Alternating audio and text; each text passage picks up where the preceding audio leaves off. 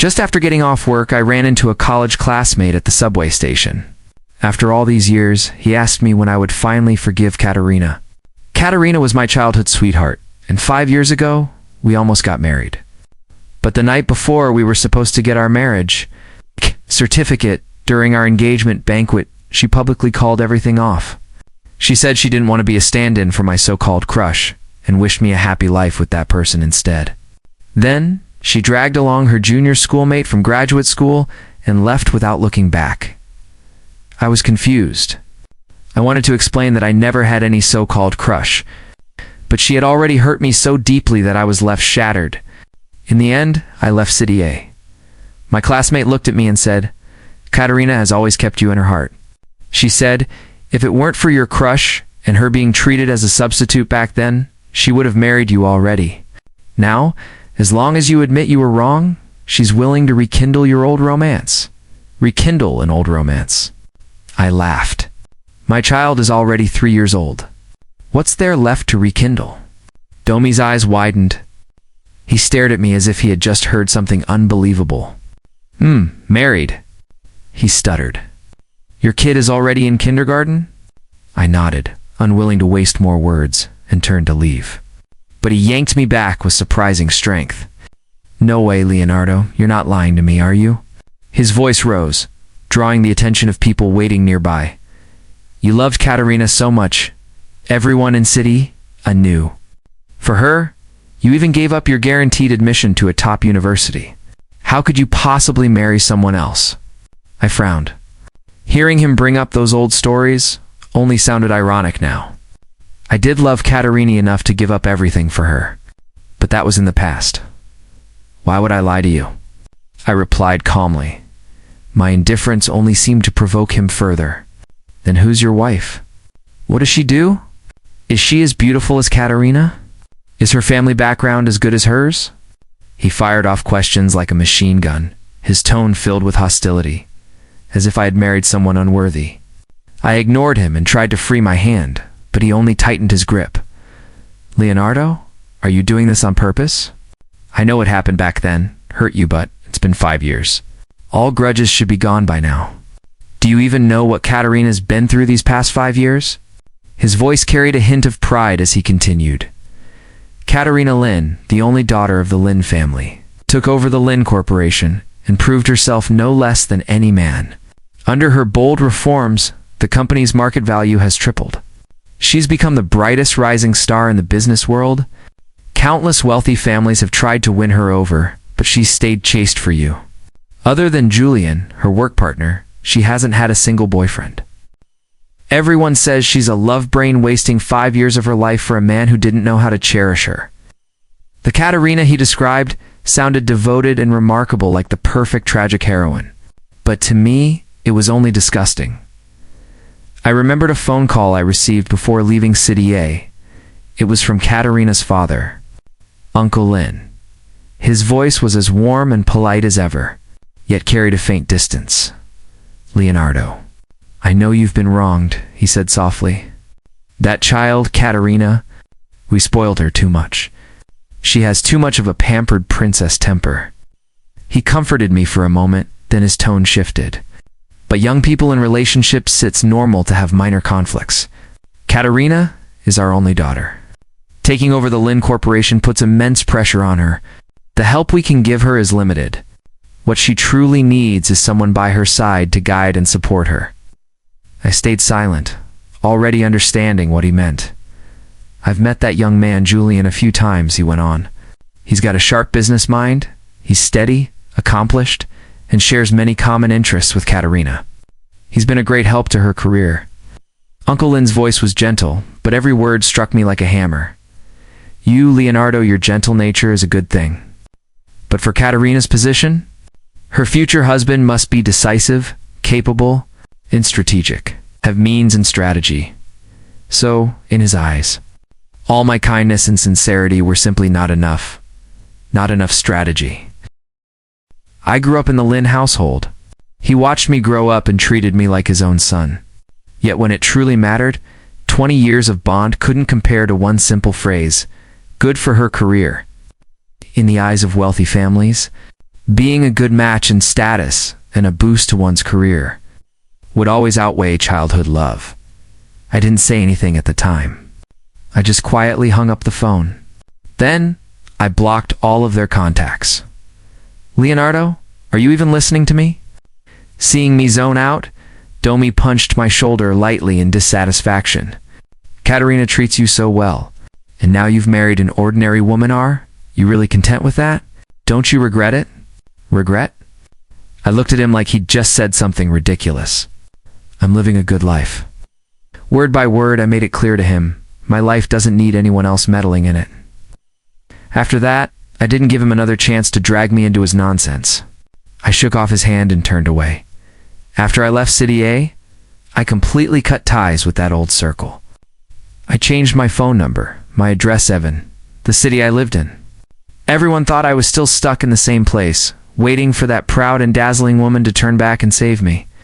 But what they didn't know was that my life had already started a brand new chapter in Katerina. She was nothing more than a scribbled out mistake on the previous page. When the train arrived at my station, I got off and walked toward the kindergarten near my home. Through the fence, I saw my daughter playing on the slide with her classmates, her little face glowing with joy. A graceful figure walked up to her and lifted her into her arms. It was my wife, Fiona. The moment she saw me, she broke into a warm smile. I quickly walked up and took our daughter from her arms. Wifey, why are you home so early today? I asked.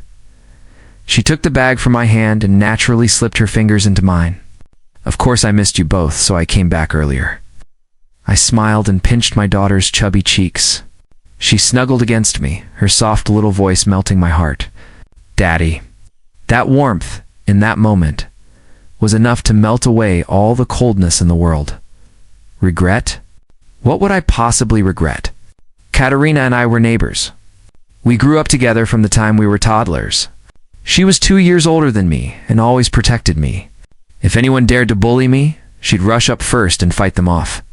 Everyone used to say, Leonardo is Katerina's most precious treasure, untouchable. I thought it would always stay that way, from school uniforms to wedding gowns, until Julian appeared. He was Katerina's graduate school. Signora man, both gentle and sharp-edged. He started showing up around her more and more, always under the excuse of academic exchange. They studied in the library together, worked on projects together, and attended academic forums together. At first I didn't mind. Katerina had never lacked excellent men around her, but in her eyes, there had only ever been me. I had complete confidence in her. The first time I felt uneasy was at a friend's gathering. We were playing Truth or Dare. Julian lost and chose Dare. The challenge was to reveal a secret about someone present. His gaze swept across everyone before landing on me. With an apologetic look, he smiled and said, Leonardo, I'm sorry, but I'll have to reveal one of your secrets. He hesitated a moment, then continued, Last time, I accidentally saw that Leonardo's phone wallpaper was a photo of him with a girl. She looked really pretty. I wonder who she was. In an instant, everyone's eyes turned to me. Some of them even glanced toward Katerina. The bright smile on her face faded. She's my cousin, I explained right away. She passed away 2 years ago. That's the only photo I have with her. I'm so sorry, so sorry. Julian apologized quickly. I didn't know. I really didn't mean it. He looked genuinely guilty, and everyone else hurried to smooth things over. The matter was dropped. But that night when we got home, Katerina still brought it up. Your cousin? Why have I never heard you mention her before? She'd been in poor health for years and was living abroad for treatment. Of course you never met her. I handed her my phone. In the photo, a young girl leaned against a hospital bed, her face pale but her smile soft. I stood beside her, smiling faintly, though there was sorrow in my expression. See? We even look a little alike. Katerina stared at the picture for a long time before finally handing the phone back. You do look alike. On the surface, she believed me. But I could feel that a tiny seed of doubt had already been planted in her heart. From then on, Julian would always casually bring me up in front of her. Katerina, Leonardo has such a great personality and so many friends not like me. My circle's way too small. Katerina, yesterday I saw Leonardo watching a movie with a girl. He's really popular. Katerina, isn't Leonardo about to graduate? He loves to play around so much, can he really handle a 9-to-5 job? He never said anything outright bad about me. But every word carried hidden meaning, implying I had too many female friends. That I was too carefree, too unreliable, and soon. Katerina started to get suspicious. And jealous. That's how our first explosive argument began. It started at an academic banquet that Katerina insisted I attend with her. At the event, I ran into a senior from my internship company, and we chatted for a bit. But as soon as Katerina saw us talking, her face went cold. She left the hall without saying a word. I ran after her and found her in the parking lot. Katerina, what's wrong with you now? What's wrong with me? She sneered. Leonardo, when you're laughing and chatting with another woman right in front of me, did you ever think about how I'd feel? She's my mentor, I said. We were talking about work. She's married and has a kid. Talking about work requires laughing that happily? She shouted, looking at her face twisted with jealousy. I suddenly felt a mix of exhaustion and disbelief. Katerina, can you calm down? I've never betrayed you. My love for you is real. I'm the one who's not calm. She snapped, grabbing my wrist hard. Do you think I'm too controlling? Like a shrew? Or do you think I can't compare to your dead cousins, so gentle, so considerate? I froze. Why did she have to bring up my cousin again? My head started pounding with anger. Katerina, she was my blood relative within 3 generations. What are you even saying? I was shaking with rage. But she just gave me a hateful glare before running away. That time, we stayed in a cold war for a long while. I thought it was just a small argument that would eventually pass. But I never imagined it was only the beginning of our downfall. A week of silence went by. I tried to contact her no fewer than 10 times. But she ignored every single message and eventually blocked me altogether. In the past, whenever we argued, she would always soften within 3 days. But this time, she didn't. I was boiling inside. But our engagement banquet was coming up, and I thought she would eventually reach out. Then, the night before the banquet, I received a message from Julian. It was a photo in it. Katerina was drunk, leaning against his shoulder, fast asleep. Julian's head was tilted slightly toward her, and at the corner of his lips was a faint, triumphant smile. Underneath the photo, there was just one line of text. Katerina is under a lot of pressure. You should be more considerate of her. I stared at the photo, upset and uneasy. Still, I convinced myself she'd just had too much to drink, and that Julian was simply helping her. It was my fault, I told myself, for not being there when she needed me. On the day of the engagement banquet, I dressed carefully, oversaw the venue arrangements, and prepared gifts. I wanted to surprise her. When I found her in the bridal room, she was wearing a gown that perfectly matched mine. She looked so beautiful I couldn't take my eyes off her, but when she saw me, her eyes flickered away. Katerina, I said gently, stepping forward to take her hand. Let's not argue anymore, okay? She reacted as if she'd been shocked by electricity. She suddenly yanked her hand away so hard I stumbled in surprise. I looked at her in disbelief. Guests were filing in, and the host was already on stage. As the main couple, we stepped to the front. The spotlights shone down on us. I forced a smile, trying to maintain a sense of calm on the surface. Katerina didn't even bother to pretend her expression was cold from beginning to end. She didn't glance at me once. Then, when the host asked us to exchange rings, the fatal blow came. She pulled her hand away from mine again. Right there, in front of all the guests, she looked at me with icy eyes and said, "Being my stand-in was fun for you, huh?" The entire room erupted in murmurs. My head went numb. I was completely stunned. Double quotes, Katerina. What are you talking about? I asked. What I'm talking about? Don't you know it in your own heart? She sneered. Then she took a letter out of her bag. The stationery was pink and scented, clearly chosen with care. What's that? I asked. This is the love letter you wrote to your crush, she shouted. Julian found it in my study. She unfolded the letter and read it aloud in front of everyone. Each word, dripping with false sweetness, sounded like a blade as it left her lips cutting straight into my chest. "It's not mine." I blurted out in panic. "I didn't write it." "Not yours?" Katerina laughed until tears welled in her eyes. "Handwriting can be copied, but the perfume on this paper, it's the same one you wear. Leonardo, how long are you going to keep pretending?" I stood there, dazed by the sudden humiliation. When I looked around, I saw my parents' shocked faces, the Lin family's pale and furious expressions, and the guests' eyes filled with scorn and pity. I felt like a joke.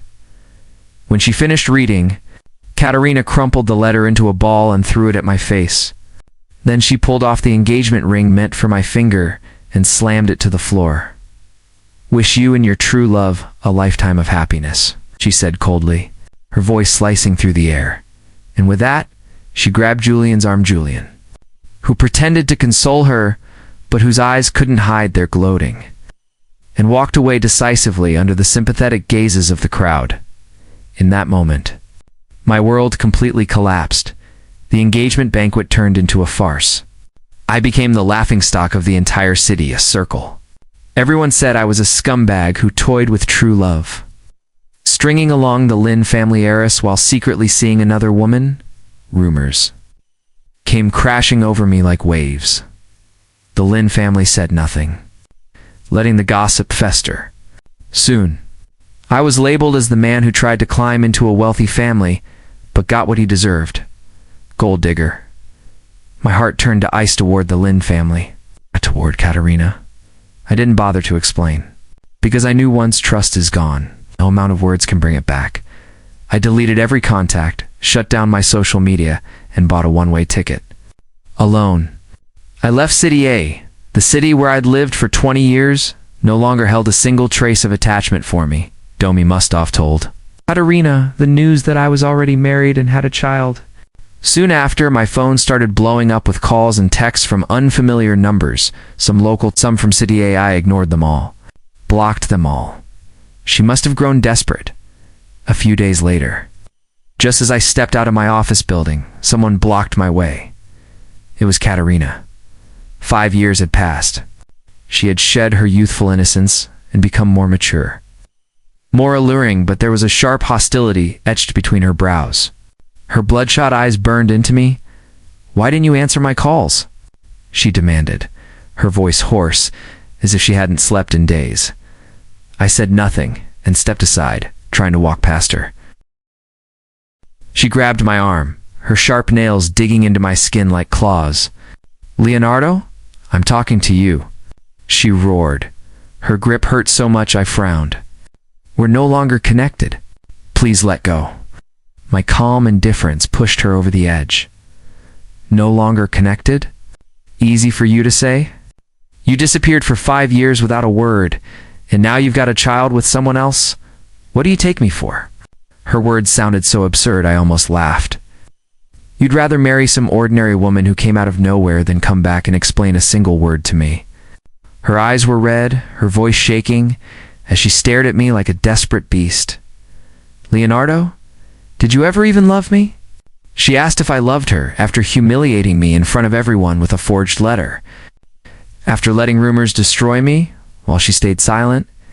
After living openly with Julian for 5 carefree years, now she came asking why. I didn't love her. Looking at her paint-wisted face, I felt nothing. Only a cold, bitter irony. Back then, the one who had stood on that stage, ridiculed, isolated, and helpless, that was the person who should have been asking this question. "Katerina, did you ever love me?" I asked quietly. "If you did, how could you rather trust an outsider than believe in 20 years of our bond?" I looked at her coldly. "Miss Lin, please let go." The polite, distant address made her whole body tremble. "Miss Lin," she repeated under her breath, then flinched as if stung. Her emotions exploded. "What did you just call me, Leonardo? Say that again?" Her grip tightened painfully on my wrist. "You owe me an explanation. There's nothing left between us that needs explaining." I shook her hand off coldly, but she wouldn't let go. Her strength was frightening, As we struggled, a soft, childish voice called out, "Daddy." I turned and saw my daughter running toward me from the company entrance, her tiny arms stretched wide. She held up a drawing of 3 little stick figures holding hands. "Daddy, look. This is you, Mommy, and me," she said proudly in an instant. I tore my hand free from Katerina's grip and knelt down to hug my daughter tightly. "Tom, why'd you come out?" I asked gently. "Mommy said you were done with work, so she told me to come pick you up." She giggled. I looked up and saw Fiona standing not far away, smiling softly as she watched us. Beside me, Katerina stood frozen like she'd been struck by lightning. Her face went pale as her gaze locked on my daughter. Her lips trembled, but no words came out. Fiona walked over, kissed my cheek, pinched our daughter's chubby face, and then turned gracefully toward Katerina. Her tone was calm and composed as she asked, "This lady, do you have some business here?" It was only then that Katerina seemed to snap back to reality. Her eyes shifted from the child to Fiona's face, and finally back to me. In them, I saw shock, pain, and disbelief. She stared at the 3 of us, her voice breaking into a faint whisper. "A child? You even have a child?" Her voice was soft, but it carried deep despair. Watching her standing there, hollow and broken, I felt no triumph only, a desolate calm. "Yes, I have a child. When I was abandoned by her, misunderstood by the world, and at my lowest, I met Fiona. She pulled me out of the darkness. She taught me that love isn't about control or suspicion, but trust and protection. She gave me a home, Katerina," I said quietly. "What you see now is the happiness I fought for with everything I had. And you were erased from my life a long time ago." Katerina, as if possessed, suddenly stepped forward and tried to grab me. "Leonardo, tell me this isn't true," she cried. But before her hand could reach me, Fiona stepped in front of me. Fiona was slightly taller, her expression calm and composed.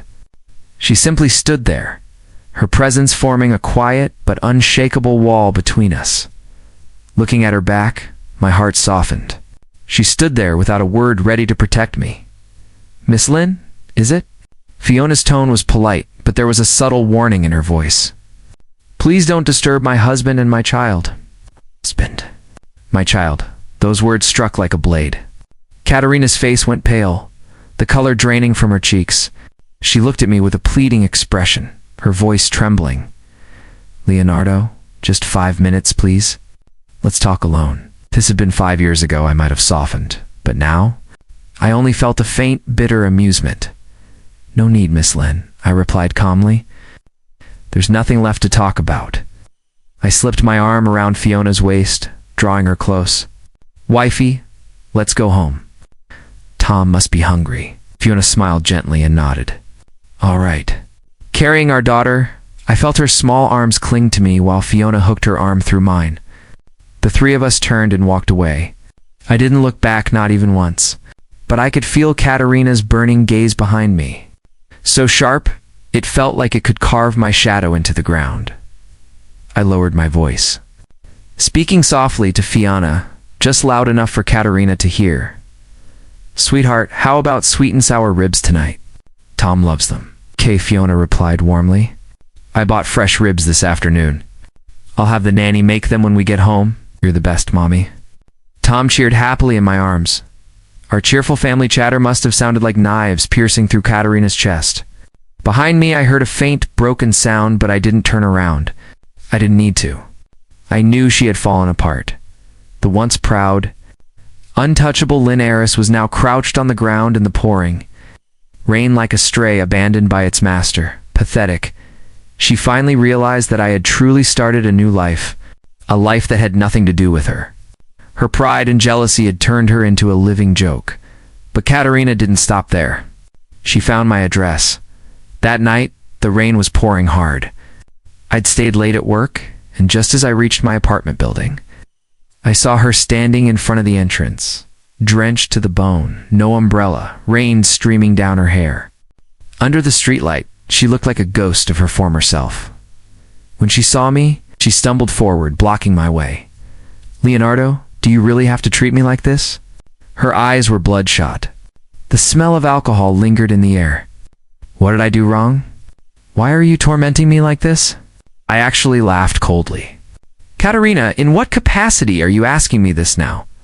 I haven't forgotten you for a single day these past 5 years. She screamed. I've been waiting for you to come back. And you turned around and married someone else. How could you be so heartless? Rain and tears ran down her face, her makeup smeared into something tragic. If Domi or anyone else saw her like this, they'd probably feel sorry for her. But I didn't. All I felt was disgust. Her voice rose, full of years of bottled-up pain and guilt. That letter, do you dare say you didn't write it? That woman, do you dare say you don't know her? Why didn't you explain? Even if you had just said something sweet, I would have believed you. The chill of the rain was nothing compared to her words. They cut deep, but not because of pain, because of how absurd they sounded. Explain. I laughed bitterly. Did I ever get a chance to explain to you, Katerina? I looked her straight in the eyes and spoke slowly, every word trembling with the weight of truth. I never wrote that letter. I didn't even know what it said. The woman you mentioned, I only knew her name. She was my cousin. My voice shook in the rain. She had a heart condition. When she turned 20, she didn't make it. She died of cancer. Her funeral was in my hometown. I didn't have my phone with me. I took a step closer, my eyes burning. And you called me nonstop during that time just to accuse me, to ask if I was sleeping with another woman. Katerina's face went white. She looked completely stunned. After that humiliation at the engagement banquet, I continued, I fell seriously ill. I was in the hospital for half a month. When I got out, I tried to reach you to explain, but you'd already blocked me. Exhaled, remembering the moment that shattered everything. I went to your company to find you. And what did I see? You and Julian walking out together, laughing, his arm around your waist, and you didn't push him away. That's when I lost all hope. I met her trembling eyes. Tell me, Katerina, did you ever give me a chance to explain? You believed a stranger's lies over the 20 years we spent growing up together. What did I even mean to you? She froze, thunderstruck, her face blank with disbelief. No, this can't be true. She staggered backward, tripped, and fell hard onto the cold, wet ground. Your cousin. She's dead, she whispered, hugging herself as she trembled. Her eyes widened with horror. That letter, it was Julian. He's the one who gave it to me. Tears mixed with rain as she recalled it all in pieces. He said he found it in my study, that he was only trying to protect me. He said you were deceiving me, that you had too many women around you, that you weren't fit to marry into my family. She looked at me, eyes red and desperate. I was jealous, scared of losing you. I lost my mind. I stood still, my face expressionless. So that was your excuse? For humiliating me in front of everyone? Her lips quivered. I regretted it the very next day, she whispered. After I left you there, I spent the whole night drinking. When I sobered up, I knew I'd made a mistake, but I couldn't bring myself to apologize. I thought you would come to me like always, no matter what I'd done. She gave a broken laugh, mocking herself. I waited and waited, but instead, you disappeared. You vanished completely. Her eyes burned with obsession and pain. I hated you for leaving, but I missed you like crazy. Being with Julian. It was just to spite you. I wanted you to see I could live without you. She paused, her voice cracking. Nothing ever happened between us. We were just pretending. My heart was always yours, Leonardo. Only yours. I stared at her, my heart utterly unmoved. What an absurd justification. What a pitiful, laughable kind of love. Because of her pride, her childish temper, her foolish suspicions, and Julian's careful manipulation, our 20 years together turned into a tragedy. I looked at the woman sobbing in front of me, and all I felt was distance. The bond we once had was gone, just a mischance. Katerina broke down completely. She fell to her knees in the rain, clutching my legs, begging for forgiveness. Leonardo, I'm sorry. I was wrong, truly wrong. Please forgive me. Let's start over. I'll cut ties with Julian right away. I'll destroy everything he has. I'll make it right. Please, let's go back to how we were. I gently pushed her hands away. The rain drenched my hair and clothes, but inside, I'd never felt calmer. It's too late, Katerina, I said quietly, looking down at her. My life has already turned the page. Her sobs stopped abruptly. She looked up at me, her face full of despair. I'm not saying this to make you suffer. I continued, and not because I want revenge. I only want justice for my lost youth and for my cousin. From now on, don't disturb my life or my family's. That's all I ask. I turned and walked away without looking back. Behind me, her screams tore through the rain. Later, I heard what became of her. After I left, she went mad with vengeance. She used her family's power to destroy Julian's reputation and career, leaving him disgraced and penniless. But in ruining him, she destroyed herself too. She drowned in alcohol, lost her position, and the Lynn Corporation's stock collapsed. At one point, she even approached Fiona, offering a fortune to make her leave me. Fiona refused and warned her that if she ever interfered again, she'd regret it. After that, Katerina disappeared from our lives. Years later, on a bright morning, I was walking my daughter to school. Across the street, through the cafe window, saw a familiar figure. Katerina. She was thin, her hair a mess, eyes empty as she sat with a cup of coffee, staring at me and my daughter. I didn't stop. Just then, Fiona's car pulled up. She smiled as she stepped out, slid her arm around mine, and said softly, "After we drop off Tom, let's go see a movie." "All right," I said, smiling back. Hand in hand, the three of us walked into the sunlight, laughing. That figure in the cafe became nothing more than a faded memory until a week later, when I got a call from an unknown number. "Leonardo, this is Uncle Lynn." My chest tightened. "What is it?" I asked flatly.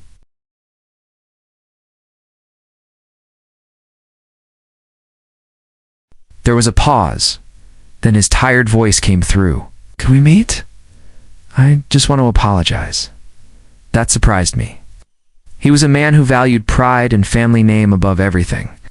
For him to say that something serious must have happened. "All right," I finally said. "You pick the place." We met at a quiet tea house near my office. When I arrived, he was already there. He looked older, his once stark hair now streaked with silver. When he saw me, he stood up and forced a smile. "Leonardo, you came." I sat down. "Say what you need to say, Uncle Lynn." He hesitated, then poured me tea. "I know you must resent me. Back then, I shouldn't have believed Julian's lies. I shouldn't have said those things that hurt you. I treated you like my own son, but when it came to Katerina, I was selfish. I thought Julian was the better match for her. I was wrong." His voice trembled. "I wronged you." He even tried to bow, but I didn't move. "There was no need," I said coolly. I knew his apology wasn't without motive, and I was right, Katerina. "She doesn't have much time left," he said, his voice breaking. "Since learning the truth, she's locked herself away, drinking day and night. She doesn't care about the company anymore. A few days ago, she drank so much that her stomach bled. She barely survived." He wiped at his tears. "The doctors say it's her heart. She's full of regret. She keeps calling your name. Please, Leonardo, see her just once. You're the only person who can save her." I looked at him, feeling nothing but irony. Years ago, he told me I wasn't good enough for his daughter. Now he begged me to come back because only I could save her. What did they think I was? A charm to summon when needed and discard when done? I calmly pried his trembling hands off mine. "Uncle Lynn," I said firmly, meeting his eyes. "First of all, I'm married now. I have a wife, a child, and a peaceful life. I won't destroy that for anyone. Second, Katerina's downfall wasn't my doing. It was her pride, her jealousy, and your family's ambition that caused it. Third, whether she lives or dies, it has nothing to do with me. I'm not her savior, and I don't owe her anything." I stood up. "Please don't contact me again." I walked out without looking back. Behind me, I could hear his despairing cries echoing in the quiet tea house. The Lin family's tragedy was sealed long ago when they chose power and pride over trust and love. As for me, I had already moved on, was finally living in peace, in a life that was truly my own.